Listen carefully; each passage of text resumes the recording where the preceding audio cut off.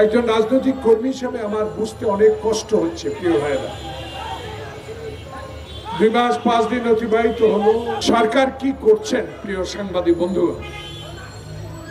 সমালোচনা বা কেন করব? এদের প্রয়োজনীয়তা ছিল না।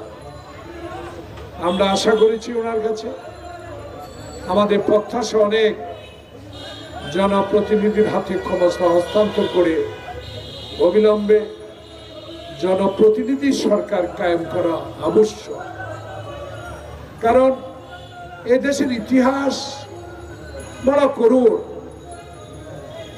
1971 সালে যুদ্ধ করে যিনি স্বাধীনতা ঘোষণা করেছিলেন, শহীদ প্রেসিডেন্ট জিয়াকে নিয়েও অনেক কথা এদেশে যারা বলেছেন তারা এখন নাই, কিন্তু নাই বললে চলবে না। ইনু মেনন, বিপ্লব বড়ুয়া, শব্দের আরেক নাম, একদম ইউনিক স্ট্রাকচারাল ডিজাইনের কসমিক ডো, থেকে 50 বছরেরও বেশি। কসমিক ডো। একজন বক্তা জাতীয় পার্টি নিয়ে কথা বলেছেন, তাদের ইন্ধনে 16 বছর বাংলাদেশে অনৈতিকভাবে ক্ষমতায় টিকেছিলেন, কাকেও পাত্তা দেন নাই, কোন সাংবাদিক বন্ধুর পরামর্শ শুনেন নাই, কোন গুণীজনের পরামর্শ শুনেন নাই। সকল গুণীজন যখন প্রেস ক্লাব থেকে বলতেন আপনি সরকার পরিচালনায় ব্যর্থ হচ্ছেন, তাদেরকে তখন তকমা দিয়ে দিত জামাতে ইসলাম, বিএনপি। প্রিয় বন্ধুগণ, তাই আজকে চিৎকার দিয়ে বলতে হয়, শেখ হাসিনা পালিয়ে গেছেন, কিন্তু তার লোকেরা কতজনকে গ্রেপ্তার করতে পেরেছেন এই পর্যন্ত আমি বুঝি না। আমার বুঝার চেষ্টা করতে ব্যর্থ হচ্ছে কিনা জানি না। জনাব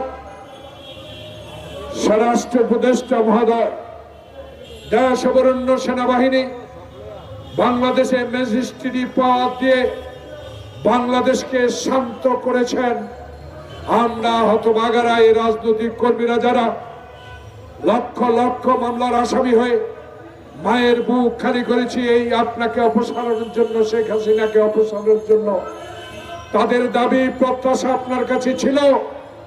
যারা বিদেশের মাটিতে বসে এখনো ফেসবুকে কথা বলে, যারা হিন্দুস্তানে বসে এখনো আপা আপা বলে কথা বলে, তাদের বিরুদ্ধে কি আশা করি আপনার কাছে? আশা করে জনগণ একটাই, অবিলম্বে তাকে দেশে এনে বিচারের আওতায় আনা হোক। কি করে হাসান মাহমুদ গেল? কি করে পুলিশের সবচেয়ে বড় কর্মকর্তা দিল্লিতে একটি দোকানে তার ফটো ভাইরাল হলো? আমি আজকে বন্ধুরা স্বরাষ্ট্র উপদেষ্টাকে এই সভা থেকে বলতে চাই, শ্বেতপত্র প্রকাশ করুন। কোন পথ দিয়ে, কার মাধ্যমে, কার ইঙ্গিতেরা দেশ ত্যাগ করেছে তার শ্বেতপত্র প্রকাশ করতে হবে আপনাকে।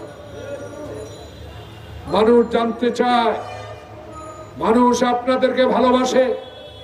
ভালোবাসার নামে এখনো বাংলাদেশে শেখ হাসিনার প্রেতাত্মারা এখনো বড় বড় পদে অধিষ্ঠিত থাকবে। রাষ্ট্রপতি এখনো বঙ্গভবনে বসে শেখ হাসিনা সহ যারা পালিয়ে গেছে, জনগণ বলা শুরু করেছে, তাদের সাথে যোগাযোগ রাখছেন। এটা আমার কথা নয়, জনগণ বলা শুরু করেছে। তাই স্বরাষ্ট্র উপদেষ্টা মহোদয় ক্লিয়ার করা উচিত, জনগণের এই কথাগুলোর উত্তর দেওয়া উচিত।